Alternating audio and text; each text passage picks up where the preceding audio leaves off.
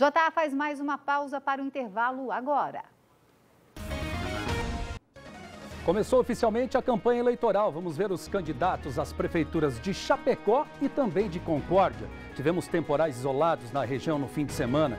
Tivemos vento forte e até chuva de granizo. Veja também a previsão do tempo. Um homem foi preso acusado de estuprar uma criança de 8 anos em Xaxim, hein? E tivemos, infelizmente, acidente com morte na BR-282 em São Miguel do Oeste. E vamos falar também da polêmica com o corte de árvores no Ecoparque em Chapecó. É um instante só, a gente já volta.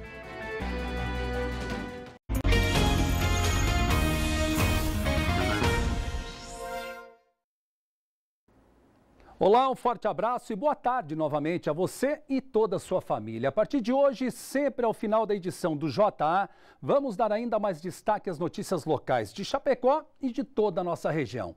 Então não deixe de acompanhar o que é importante para todo o estado e depois as notícias regionais.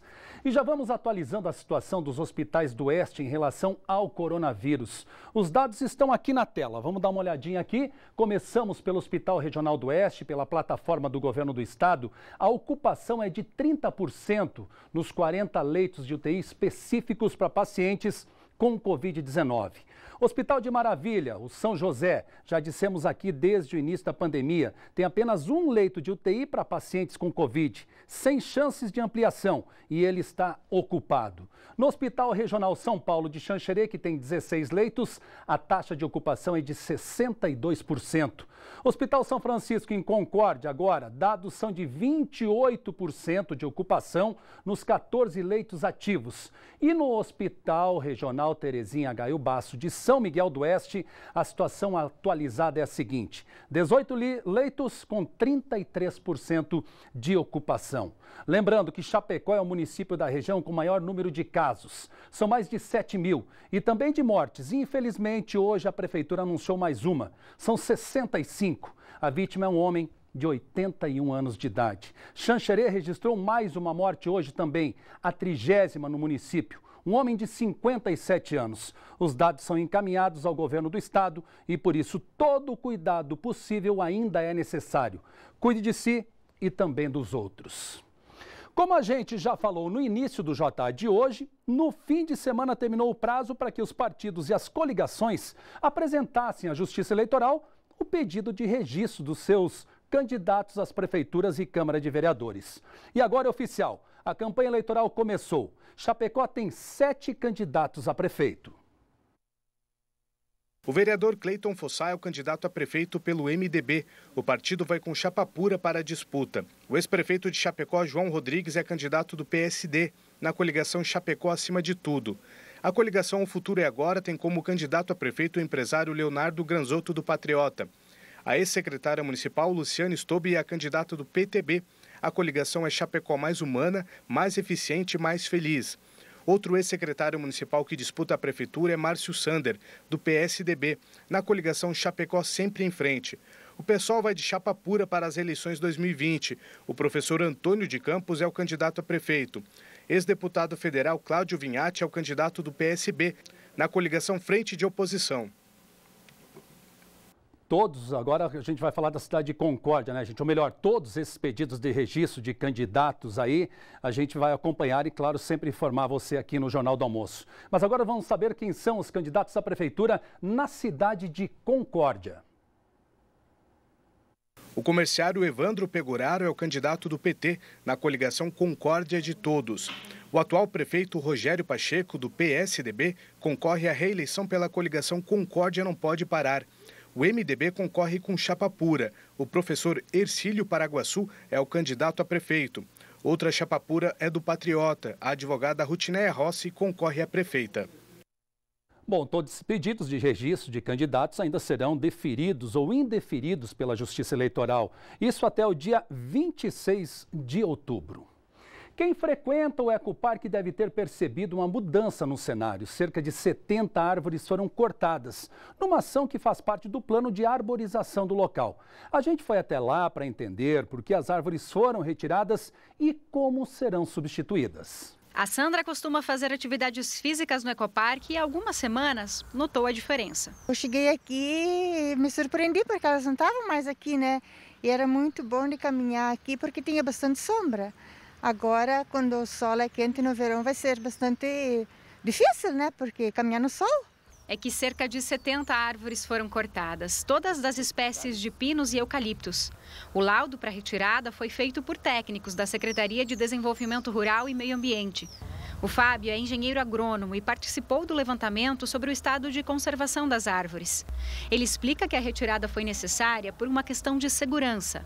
De um tempo para cá, as árvores já estavam num estado avançado elas estavam ficando comprometidas, doentes, né? Muitas com o sistema radicular comprometido, estavam começando a cair.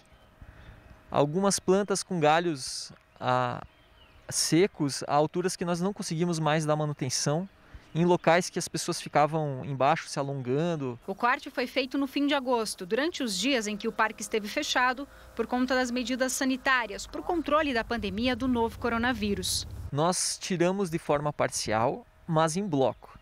Por quê? Um dos fatores é a questão racional, né, de operacional, porque realmente, para tirar essas árvores desse tamanho, elas dão muito trabalho, porque cada vez que cai uma árvore, ela vai quebrar. Então, se nós formos fazendo isso ao longo do tempo, quem paga por essa troca de material é o cidadão. Com a derrubada das árvores exóticas, sobrou mais espaço para as nativas. 120 mudas, a maioria frutíferas, foram plantadas no parque. Ainda vai levar alguns anos até o desenvolvimento das novas plantas, mas especialistas apontam que o processo será importante para o ecossistema local. Então essa substituição, ela tem sim um ganho ambiental, porque ela vai estabelecer maiores relações ecológicas com os demais seres vivos que existem no ecoparque. Vai atrair principalmente a fauna, a ave e fauna, né, ou as aves, para que elas possam nidificar, possam se alimentar dessas árvores que estão sendo plantadas no lugar do eucalipto. Bom, e agora uma daquelas notícias que indignam. Um homem foi preso ontem de madrugada acusado de abusar sexualmente de uma criança de apenas 8 anos de idade no interior de Xaxim. O homem de 28 anos foi preso e encaminhado à delegacia. A criança passou por exames e o caso segue sendo investigado. Mais uma barbaridade, né? E um homem morreu em um grave acidente de trânsito sábado à noite na BR-282 em São Miguel do Oeste. Gilson Lara, de 40 anos, dirigia um carro quando acabou batendo de frente uma carreta. Um caroneiro também ficou ferido gravemente e foi encaminhado ao hospital. O trânsito no local chegou a ser interrompido por cerca de 2 horas. E o fim de semana também foi marcado por temporais isolados na região. Em Chapecó, ontem pela manhã, o vento e a chuva forte provocaram destelhamentos pontuais e deixaram alguns locais sem energia elétrica. A Defesa Civil do município atendeu 5 famílias, entregando 200 metros de lona. Já no começo da noite, uma chuva de granizo atingiu municípios das regiões de Maravilha e São Miguel do Oeste. O tamanho das pedras impressionou os moradores. Agora em Chapecó, vamos dar uma olhadinha, olha a situação do tempo neste momento aqui na cidade de Chapecó. Céu aberto, gente, imagem ao vivo, você vendo aqui da NSC TV, da nossa sede, mostrando a cidade como um todo. Então vamos acompanhar a previsão do tempo com o Leandro Puchalski. Olá, boa tarde para todos. Bom, pessoal, ontem e hoje na madrugada tivemos temporais aqui no estado, principalmente nas áreas do Vale do Itajaí, na região, inclusive com alguma condição de granizo. Também tivemos trovoadas na parte norte, na faixa do litoral, no sul do estado e principalmente rajadas de vento mais entre oeste e meio oeste catarinense. Eu trouxe algumas informações sobre o vento que aconteceu entre ontem e hoje na madrugada. Observe que em muitas cidades, ou pelo menos nessa parte entre Água Doce, Caçador, Chapecó e Joaçaba, os ventos passaram da casa dos 100 km por hora, entre 70 e 80 km por hora, em municípios como na região de Major Vieira, Xanxerê, Campos Novos e Curitibanos. Bom, tudo isso pela condição de formação de uma frente fria ontem entre o Rio Grande do Sul e a parte do Uruguai. Dá uma olhada agora nessa ilustração que mostra o que acontece ao longo dessa dessa segunda-feira. Essa frente fria deu origem, né, ou o ciclone deu origem à frente fria. E o sistema, como você vê aí na ilustração, está bem afastado sobre o mar, longe de Santa Catarina, e por lá fica. E isso vai permitir, a partir dos países vizinhos, pelo oeste do estado, a entrada agora à tarde de uma massa de ar mais seco, o que deve fazer com que a nebulosidade diminua muito em relação ao período da manhã. Então vamos para o mapa aí. A previsão é que a gente tenha uma tarde agora de segunda-feira com o sol aparecendo pelo estado. Vai chegar até a predominar em algumas áreas, principalmente no oeste, ainda com chance de alguma chuva passageira, mas para quem está no norte de Santa Catarina. Temperaturas, esta é uma região onde tem um certo abafamento, né? O norte e o Vale do Itajaí, mas observe que nas outras áreas as temperaturas agora à tarde variam entre 21 e 23 graus, pelo menos boa parte dos municípios. Também é importante dizer, pessoal, que essa massa de ar seco que aos poucos chega ao estado faz com que a próxima noite tenha uma certa diminuição de temperatura. Então faz um pouquinho de frio ao amanhecer dessa terça. Nada demais, 11, 13 graus, boa parte das cidades, só que nos altos da serra, na faixa de 1, 3 graus. Vamos para as informações da terça-feira. O sol predomina no oeste do estado e aparece nas outras regiões, mas é importante, tá? Boa parte de Santa Catarina tem uma manhã de terça-feira bem nublada. Aberturas de sol acontecem no decorrer do dia. Entre meio oeste e serra, algumas poucas cidades ainda pode ter alguma chuva fraca. Temperaturas durante a tarde da terça-feira tem aquecimento para o pessoal do oeste, na faixa dos 33 graus, 30 no meio oeste. Mas observe que esse aquecimento não acontece nas outras áreas não. Algo entre 23 e 24 graus, previsão da tarde da terça-feira. Um abraço a todos e até amanhã aqui no JA. Até amanhã, Leandro. E foram premiados no fim de semana os vencedores do projeto Start Mais, da UNO Chapecó, em parceria com a NSC. O projeto trabalha com estudantes do ensino médio e reforça a importância que a inovação e empreendedorismo têm na formação deles. A grande final foi um evento online no sábado à noite. 80 equipes participaram apresentando projetos que transformavam resíduos em oportunidades. Os primeiros colocados foram os alunos da escola Sedup Chapecó. Além do troféu, eles vão ganhar um prêmio de R$10 mil em dinheiro e cursos de capacitação. Estudantes das escolas Exponencial e Tancredo Neves também foram premiados. E hoje tem show do Criança Esperança na tela da NSC TV. Uma instituição aqui da região está sendo beneficiada pela campanha este ano. É a Associação Aprisco de São José do Cedro. Você vai conhecer agora o importante trabalho deles de acolhimento a crianças e adolescentes vítimas de maus tratos e abandono familiar. O depoimento é de um adolescente que chegou na Associação Aprisco há alguns meses. Eu considero aqui como fosse a minha casa, que nem fosse eles, o meu pai, minha mãe e meus irmãos.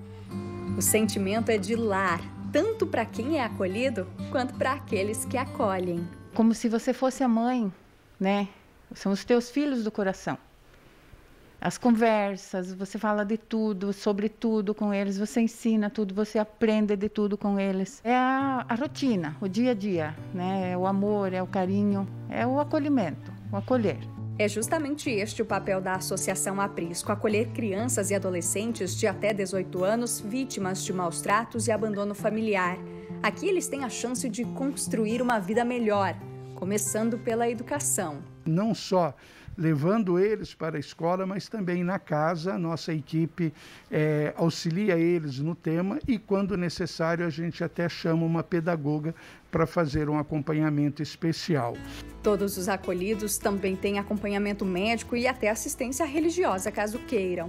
Com os adolescentes, outros assuntos importantes: a educação financeira e a preparação para o mercado de trabalho.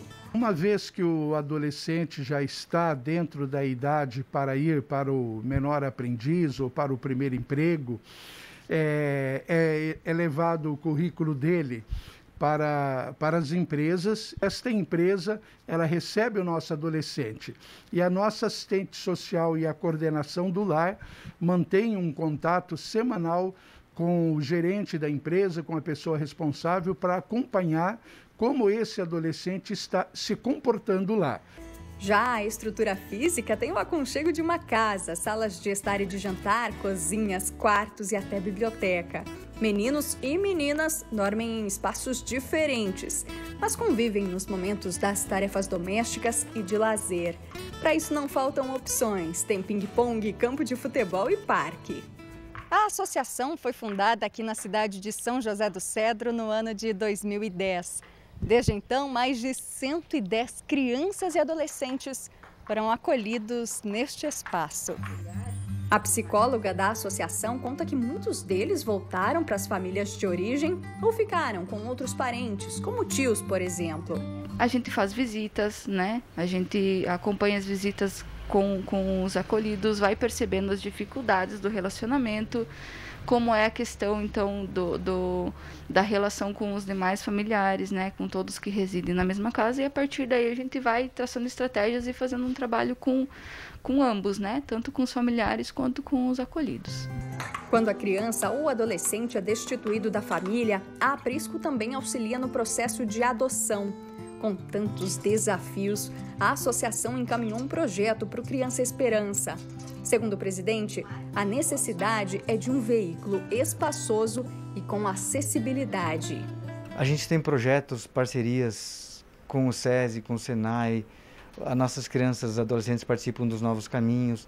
Então tudo isso vai levar eles com mais conforto, com mais segurança, conhecer lugares na região. Como nós estamos aqui no oeste catarinense, a maioria nunca viu a praia. Então é um sonho deles que a gente vai poder realizar. A notícia da contemplação foi recebida com alegria. E neste ano, Criança Esperança convida todos para compartilhar esses sentimentos.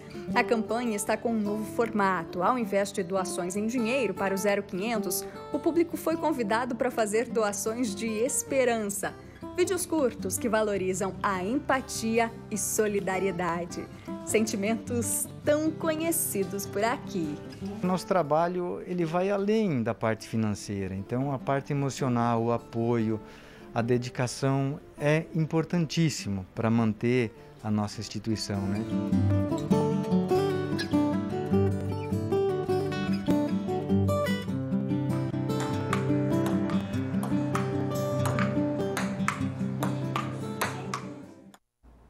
Aí o show, né, do Criança Esperança começa logo após a novela Força do Querer. Vale a pena participar, né, gente? Acompanhar de perto, e como é bom também ver que uma entidade aqui da nossa região está entre os beneficiados. Muito bom isso. Durante toda a programação, o Mesão da Esperança também, você pode colaborar nesse ano, doando esperança no momento tão difícil que nós atravessamos, momento de pandemia. Jornal do Almoço volta amanhã a partir do meio-dia com as principais notícias do estado e, claro, de Chapecó e de toda a região. Forte abraço, até mais!